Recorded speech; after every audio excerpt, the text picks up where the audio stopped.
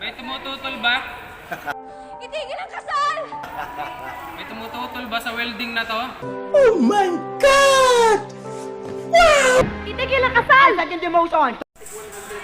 Dahil may tumututol sa welding na to, hindi natin pwedeng ituloy ang welding na to. Hoy! Natutulog ako! Nagising ako sa bunga nyo! Buhay nyo at tulog! Magpatulog kayo! Akin na. Di pa tapos! Baka alis dyan, ha?